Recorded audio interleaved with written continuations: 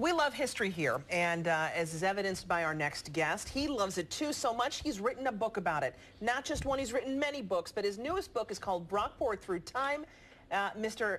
William Andrews joins us in studio. How are you? Good morning. I'm fine, thank you. Congratulations on your newest book about Brockport. You've written about the community of Brockport through the years. Look at all the number of books here. What is it about this community you love so much? Well, it's a great place to live. It's lovely and physical, and there's a great spirit of volunteerism there, and a great interest in history and historic preservation. Are you from Brockport?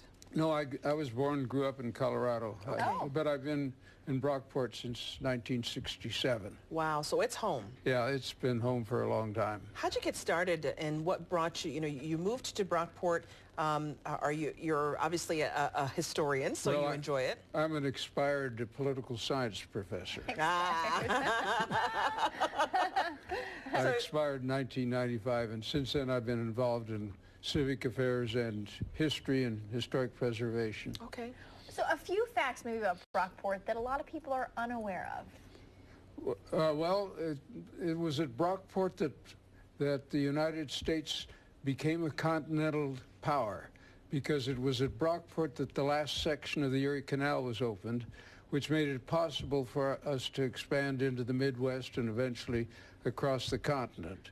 Also, it was at Brockport that the Industrial Revolution came to agriculture, because it was there that the first McCormick reapers were manufactured. Wow. And also we had a famous woman novelist, Mary Jane Holmes, whose books did more, in my opinion, than any other publications to condition American women to be responsive to the appeals of the suffragettes and eventually of the feminists. It's amazing. Did you find it difficult to gather this information in the way of old photos, or did you find that there was a lot of people who remembered a lot of things in Brockport and were willing to share with you? Well, they're basically three of them are basically pictorial histories, which is fantastic. And there are very few photographs of Brockport before 1900. So basically, what they've done is to portray the history of Brockport in the 20th century. Okay.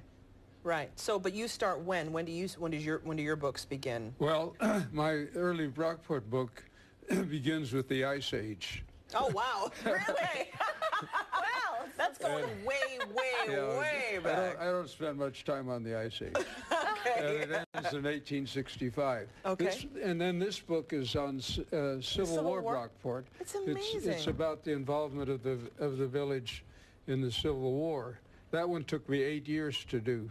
This new one took me about 3 months. Wow. So do you find that it's easier and faster for you to write books about Brockport now? Well, I don't know if it gets any easier. But you love this community, so it's wonderful. I do, yes. And where can people get your books? Well, I don't know all the places. In Brockport, it's available at the Liftbridge Book Shop. Well, there you go. Okay. Better for people to go there and support the local economy, and get your book. Before we go, we have about 10 seconds left. Are there some birthday wishes you want to send out? Oh, yeah. I have 3 grandchildren and a sister-in-law whose birthday is today. And so this book is the 5th birthday today. How wonderful. Thank you so much. Well, it's a great honor to meet you. Thank you so much, sir. We appreciate it. Thank you for having me here. Brockport Through Time.